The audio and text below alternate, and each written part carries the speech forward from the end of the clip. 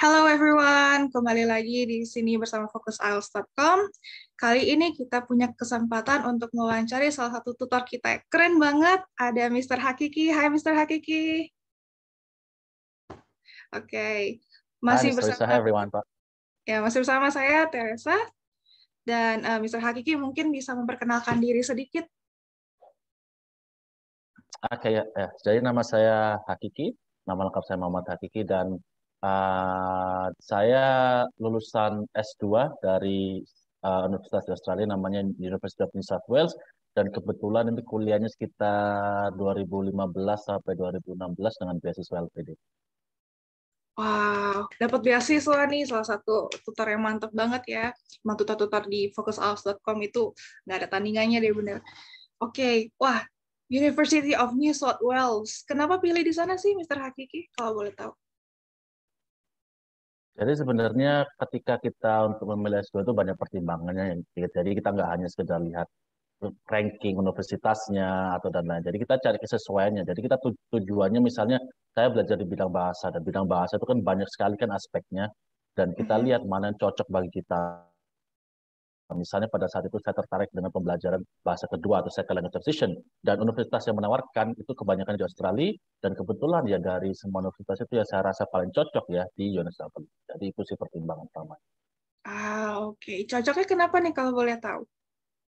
Dan kalau pertama dari segi mata kuliah yang ditawarkan, itu pertama. Hmm. Nah, dan kedua, ya kalau dari segi cocoknya ke situ. Dan kedua ya, kalau di Sydney juga kan banyak komunitas Indonesia, jadi kita nggak akan terlalu Hmm. kaget gitu kan ya. Dan mereka juga multikultural, jadi sangat enak. Dan selain itu ya kalau dilihat dari segi lainnya ya juga karena ya Sydney kan kota yang menarik ya. Adanya Sydney Harbour Bridge, ada Sydney Opera House, itu kan juga salah satu daya tarik ya. Dan jadi ya itu yang pertimbangan-pertimbangan itu yang akhirnya memutuskan saya untuk memilih ke UNSW. Oh, paket komplit berarti ya? I see, I see. Terus, Ya, ya. jadi Sydney ini banyak banyak orang Indonesianya ya ternyata. Ya, Banyak banget banyak, kah banyak, atau gimana? banyak banget, banyak banget. Jadi kalau misalnya mungkin kalau bisa di kalau mungkin bisa di generalisir mungkin sekitar ya kalau dalam satu angkatan mungkin sekitar mungkin ada ribuan mahasiswa Indonesia kalau satu Wah, angkatan ini. banyak banget. Satu angkatan berapa emangnya Ya, ininya? Eh satu kayak semuanya itu.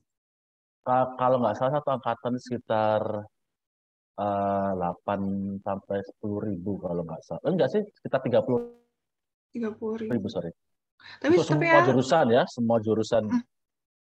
tetap Indonesianya banyak banget ya, 1.000. Ya, Wah, ya, gitu. kurang lebih 1.000 satu angkatan. Mm. I see, I Atau see. mungkin ya, seperti itu. Ya, jadi kalau misalnya kita pengen coba kuliah luar negeri, ngerasain suasana yang beda, tapi nggak terlalu apa ya kayak wah kaget sendiri, atau orang Indonesia sendiri gitu, mungkin Sydney bisa jadi pilihan tepat ya. Salah Ya, satunya benar, kayak benar. Ya, UNSW. ya, I benar. see. Kalau boleh tahu nih, dulu pas mau daftar, Mr. Hakiki dapat info-info gitu dari mana ya? Nyarinya kemana sih? Ya sebenarnya banyak ya kalau terkait dengan info, apalagi sekarang. Kalau dulu mungkin sedikit berbeda ya. Kalau dulu ya mengandalkan Education Expo ya. Kalau dulu. Hmm. Dan mungkin kalau dulu kayaknya Instagram masih belum terlalu hits banget ya. Jadi informasi ya masih sekedar lewat website atau mouth to mouth sih sebenarnya. Memang Instagram berpengaruh. Tapi kalau sekarang kan sosial media sudah sangat kental ya dalam kehidupan kita. Jadi informasi ketika kita buka Instagram itu pasti banyak sekali informasi terkait dengan education exposure. I see, oke. Terus kalau kayak tahapan-tahapan ininya boleh sharing dikit nggak waktu nyari universitas kah sama nyari beasiswanya kayak gimana sih tahapannya Mr. Hakiki dulu? Jadi sebenarnya dulu kalau dari segi beasiswanya itu pada saat saya pertama daftar itu ada informasi yang simpang siur ya, kita nggak tahu benar atau enggaknya. Dan Oh, sampai sekarang itu sebenarnya juga sama, apakah universitas dulu harus keterima universitas dulu ataukah daftar apa namanya beasiswa dulu. Kalau kita dapat universitas dulu, apakah itu nanti kita akan lebih besar keterimanya, itu simpang siur sampai sekarang pun itu masih simpang siur. Tapi kalau oh, menurut kalau menurut saya pribadi itu sebenarnya nggak akan mempengaruhi ya kalau kita belum dapat LOE lah ibaratnya, letter of acceptance, keterima di universitas tersebut, kita daftar aja beasiswa kalau memang itu yang bisa kita lakukan terlebih dahulu. Tapi kalau Oke. memungkinkan kita untuk mendaftar kampus, ya itu bisa dilakukan juga. Jadi semua tergantung kondisi. Pada saat itu kebetulan saya bisa daftar kampus. Jadi saya daftar kampus lewat agent, dia lebih mudah Hmm. ya. Lewat agent, kebetulan saya langsung daftar ke 4 universitas di Australia, memang menjadi tujuan saya. Dan kebetulan karena waktunya itu mepet, ya daftarnya yang membalas cuma 2 kampus, yaitu UNSW sama Monash. Nah, akhirnya saya lebih memilih UNSW karena kecocokan itu tadi. Oh, wah keren-keren nih yang nerima Mr. Hakiki sebenarnya yang Monash sama UNSW. I see.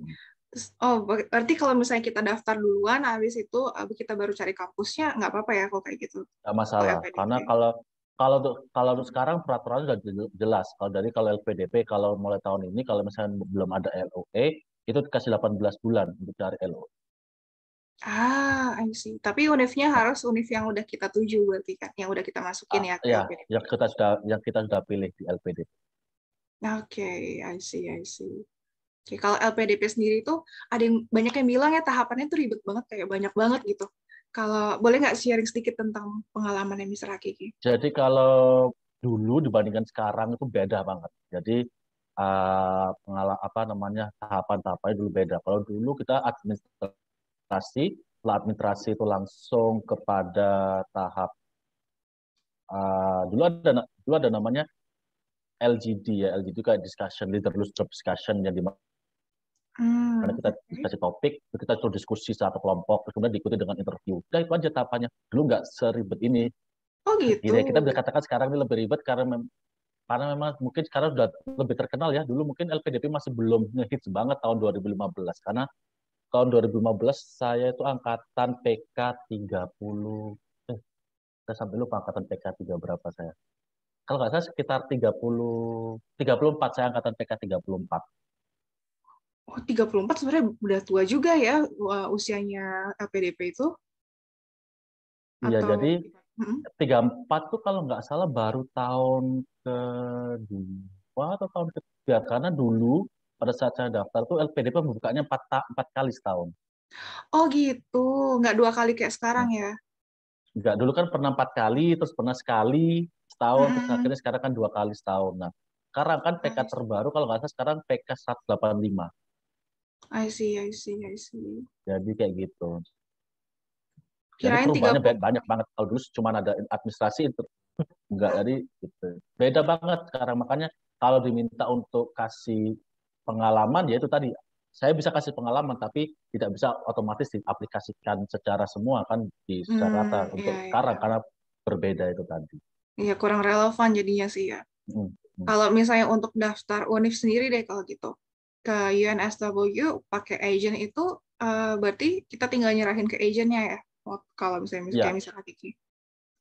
kalau dari segi itu kita tinggal nyerahin ke agent minta dokumen apa saja. Biasanya itu ijazah, transkrip itu yang paling penting ya, ijazah transkrip dalam bahasa Indonesia, dalam bahasa Inggris. Mm-mm. Kemudian biasa tergantung kampus, kadang-kadang kampus minta namanya personal statement. Itu kayak esai jelasin tentang diri kita, tujuannya apa, kita itu siapa, tujuannya kenapa kita pantas, dan lain-lain. Itu sama Mm-mm. IELTS sih. Itu IELTS. Dan IELTS bisa bervariasi tergantung kampus. Ada yang minta 6, ada yang minta 6,5, ada yang minta 7, khusus untuk yang S2 itu macam-macam. Oke, I Kalau see. untuk S3 sih rata-rata sih mintanya tuh 6,5 tuh. Ya, ya, ya. Oke, ini biasanya ada dua nih yang orang takut ya. Satu, personal statement. Yang kedua, IELTS. Kayak dua-dua ini kayak bener-bener kayak, wah jadi monster Hmm. banget kalau mau daftar. Pasti bingung semua. Kalau personal statement sebenarnya gampang-gampang susah ya, soalnya kan kita bikin sendiri. Tapi yang orang bingung itu Hmm. biasanya menjawab pertanyaan, kenapa saya pantas?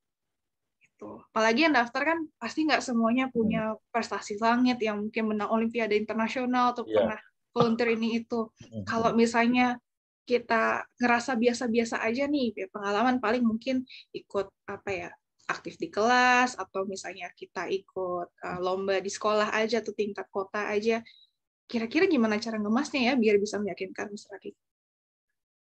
Jadi sebenarnya kalau terkait apa namanya prestasi atau personal statement kan yang dijelaskan kan apa keunggulan kita, apa tujuan kita. Ya, tidak semua orang pada saat mendaftar itu memiliki apa namanya pengalaman yang otomatis mereka punya pengalaman berbeda kan pasti. Ada yang seperti yang Mm-mm. tadi Mister saya bilang internasional dan lain-lain. Tapi tidak perlu khawatir karena kan bagi orang lain pengalaman kita itu besar, bagi orang lain pengalaman kita itu kecil. Jadi semua itu kan perspektif kan pengalaman kan ya. Jadi semua itu perspektif dan kalau kita melihat membandingkan seperti itu otomatis kita akan merasa kecil. Jadi Hmm, fokusnya adalah bagaimana apa keunggulan kita. Kecil itu apa keunggulan kita? Misalnya, oke, kita aktif di kelas. Kenapa? Tunjukkan kenapa kok keaktifan itu. Keaktifan itu bisa menunjukkan leadership skills. Keaktifkan itu kan bisa menunjukkan confidence. Dan itu kan karakter-karakter yang dilihat oleh universitas-universitas sama beasiswa-beasiswa tersebut. Bagaimana kita bisa menunjukkan karakter kita dalam lingkungan tertentu. Dan itu bukan berarti harus orang yang kita tingkat nasional, tidak. Karena lingkungan di sekitar kita di dalam lingkup keluarga pun nggak masalah kan I sebenarnya karena see. semua skill itu ada dimanapun di situasi manapun gitu. Iya, intinya dijeblosin dimanapun kalau emang bisa mimpin bakal jadi pemimpin gitu ya, misalnya Ya, kayak gitu. ya benar benar Okay. So, scale doesn't matter. Itu ya. mau skalanya di tingkat rumah pun ataupun tingkat internasional, kalau kita bisa ngepas dengan baik, kita bisa menunjukkan kualitas diri kita, pasti kemungkinan keterimanya juga pasti ada ya, Mr. Hakif ya. Oke. Dan tujuannya juga penting juga nanti kita masukkan Oke. dengan kita setelah kita kuliah dari situ apa yang kita targetkan kan biasanya salah satu pilihan utama khususnya untuk LPDP kan ketika nanti Hmm, kamu dikuliahkan dengan uang negara apa yang kamu berikan kepada apa yang akan kamu kontribusikan nanti. Dan itu otomatis dikembalikan kepada diri kita. Target kita pengen ngapain nanti pulang ke Indonesia. Apakah kamu pengen jadi dosen, peneliti, atau mau jadi social worker, dan lain-lain. Oke, ada yang bilang katanya harus konkret. Apakah kita harus nyebutin mau mau kerja di mana kah? Abis itu gitu misalnya Kiki. Ya, jadi kalau kalau kita ngasih gini, kalau kita ngasihnya abstrak, misalnya, oh nanti saya akan berkontribusi di ini dengan gini-gini, kan nanti akan kita kan kurang nggak orang itu nggak akan ada gambaran. Berbeda dengan misalnya bilang, nanti saya akan berusaha untuk masuk ke misalnya background saya adalah uh, teknologi informasi, science ya, misalnya apa namanya computer science. Saya bilang, saya nanti akan masuk ke perusahaan salah satu perusahaan terbesar BUMN di Indonesia itu Telkom dan saya nanti akan mengembangkan teknologi 5G yang di mana gini gini gini gini. Ya kita bilang aja seperti itu. Itu kan impian kita, target kita. Apakah nanti itu Oke. bisa terjadi atau tidaknya kan kita nggak tahu, tapi itu yang menjadi daya jual kita juga. Gitu kan. Oh, dia sudah punya tujuan jelas, dia pengen masuk ini, dia pengen mengembangkan ini. Kalau misalnya bilang, oh saya pengen jadi dosen, saya nanti akan menjadi dosen di sini, mengabdi di sini, saya ingin pengajarkan ini. Sudah jelas gitu, daripada kita hanya bilang, oh nanti saya pengen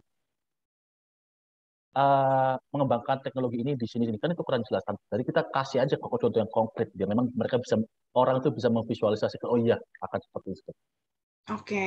So, pelajarannya adalah target boleh tinggi kita tapi harus konkret juga ya.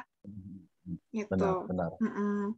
Terus juga jangan takut kalau misalnya ntar gimana kalau misalnya nggak kejadian, kan namanya Ya, masih target, kita masih berusaha mencapai ke sana, makanya kita lagi dibantu nih sama scholarship-nya buat mencapai target hmm. itu gitu kan ya kira-kira ya Mr. Hakiki. Ya benar, benar. Ya. Oke.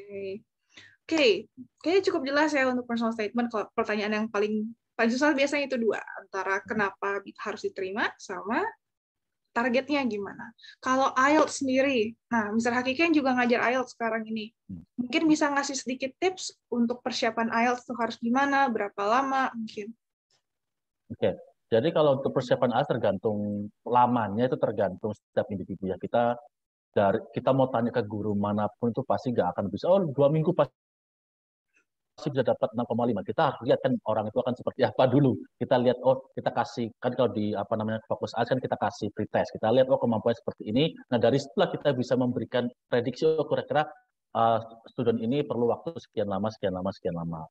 Dan itu yang menjadi salah satu faktor untuk dari segi waktu. Dan ibaratnya kalau mau belajar IELTS, ibaratnya kita harus benar-benar menyiapkan tong kosong ya. Karena meskipun kalian pintar dalam bahasa Inggris, Inggris, dalam IELTS itu banyak hal yang mungkin belum kalian pelajari sebelumnya. Kayak misalnya apa namanya writing. Writing kan diminta untuk kita menulis analytical report di salah satu opini. Dan itu mungkin belum pernah kalian lakukan sebelumnya, meskipun kalian sudah mahir dalam bahasa Inggris, nggak perlu beradaptasi. Sama halnya dengan speaking. Speaking kan spontanitas. Kadang-kadang orang itu bisa speaking tapi dengan scripted ya. Tapi ketika sudah bikin speaking spontanitas, mereka bingung. Jadi itu perlu dibiasakan sama. Dan juga reading. Reading juga sangat menantang bagi beberapa orang karena bacaannya tergantung akademik ya, yang dimana bahasa-bahasanya tuh yang tidak umum mereka jumpai di populer-populer teks seperti artikel-artikel online. Jadi kayak gitu. Jadi memang persiapannya itu perlu dipertimbangkan, jangan ngebut misalnya 2 minggu. Kadang ya orang perlu waktu yang lebih lama. Cuman memang dari kita dari fokus ALS ya kita mengakomodir ya, kalau memang kalau ada yang mau ngebut ya kita akomodir, kalau ada yang butuh waktu ya kita akan lakukan itu juga. Jadi kita Oke. akan memfasilitasi sebisa mungkin ya dari segi.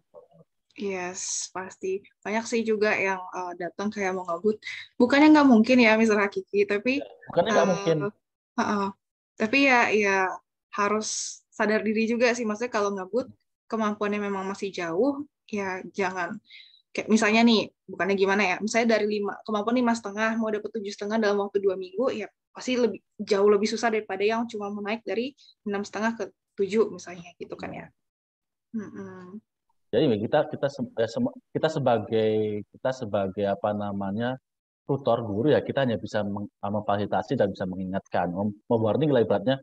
Ya bukan berarti nggak bisa. Semua itu pasti bisa tergantung dari usaha usaha Mm-mm. studi tersebut kan. Kalau memang bisa saja dari dalam waktu 2 minggu dia 5,5 ke 7. Kalau memang dia perkembangannya pesat dan dia mau belajar mandiri ya bisa saja. Tapi ya baik lagi, sometimes it takes time ya, it takes time dan Mm-mm. berilah waktu bagi kalian sehingga kalian bisa menikmati proses tersebut. Jangan hanya melihat oh saya harus 7.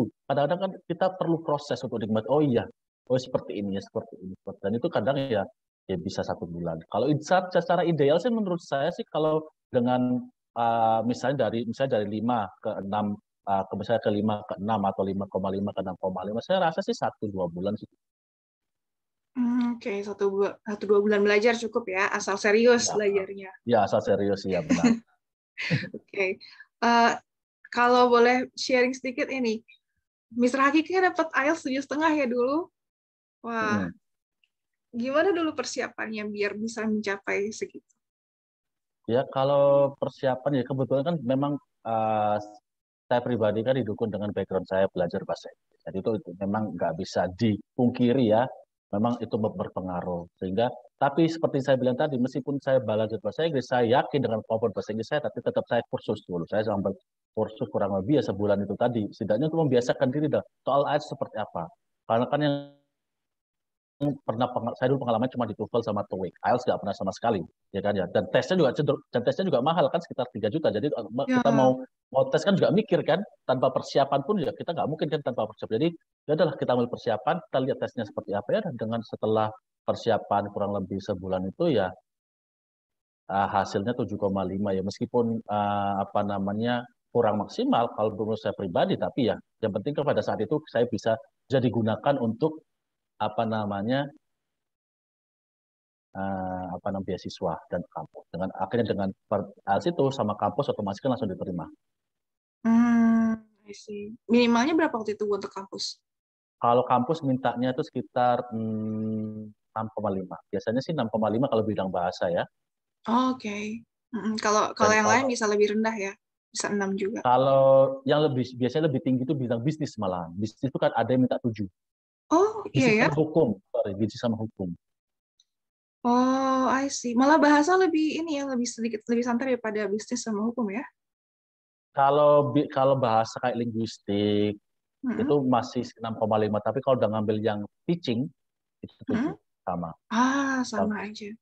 Ya sih, kalau mau bisa ngajarin kan dianggapnya harus bisa lebih dibanding yang diajarin ya. Ya. Oke. Well, IELTS udah kena. Kalau dari Miss Rakiki sendiri nih, pas dulu ngambil IELTS, yang paling takut di section mana? Ya pasti writing ya, pasti writing. Jadi writing itu yang paling Oke. ya, writing yang paling ditakuti ya sama karena memang itu tadi bisa saja kita mahir dalam bahasa Inggris, tapi pada saat itu pengalaman untuk khusus kalau pengalaman untuk writing tas 2 mungkin saya udah dapat ya, tapi yang writing tas 1 itu yang pengalamannya yang belum banyak kan karena kan tuh biasanya kan di bidang-bidang STEM ya, bidang-bidang teknologi, bidang-bidang IPA malah yang Mm-mm. lebih banyak dapat latihan-latihan tas 1 di mana kita harus menganalisa data. Sedangkan kalau bidang bahasa kan jarang kita diminta untuk menganalisa data. Dan selain itu ya Iya, speaking juga benar-benar. sih. Ya, kita juga ya gimana ya sebagai orang Indonesia ya mau kita jarang juga berbicara bahasa Inggris juga di luar konteks kelas meskipun tidak belajar bahasa Inggris jadi tetap aja ada rasa kekhawatiran. I see. Tapi dapat berapa waktu itu akhirnya? Kalau speaking 7,5. Uh, kalau writing-nya? Kalau writingnya kalau nggak salah itu masih kurang baik writingnya. Jadi dari semua itu kalau nggak salah saya itu apa namanya reading itu 8, reading itu 7,5, listeningnya 8, speakingnya 7,5, kalau nggak salah writingnya itu 6,5 dulu. Oh, tapi udah cukup bagus itu, apa ya, skor Hmm. yang diimpi-impikan sama orang-orang gitu kayak Hmm. semua gitu. Makanya Hebat. ya. Oke. Well, about IELTS, kalau misalnya kalian mau tahu lebih banyak lagi, mau tanya-tanya tentang tips dari Mr. Hakiki, atau mau dibimbing oleh Mr. Hakiki langsung, bisa langsung hubungi kita di focusielts.com. Request aja, saya mau tutornya Mr. Hakiki nih, mau tanya-tanya lebih jauh, biar gimana caranya dapat speaking 7,5, atau misalnya dapat listening 8, dan sebagainya. Oke? Oke, Mr. Hakiki, ini maaf banget kita karena durasi, kita harus selesai dulu sekarang. Kita bakal ngobrol-ngobrol lagi tentang gimana pengalaman di University of New South Wales later.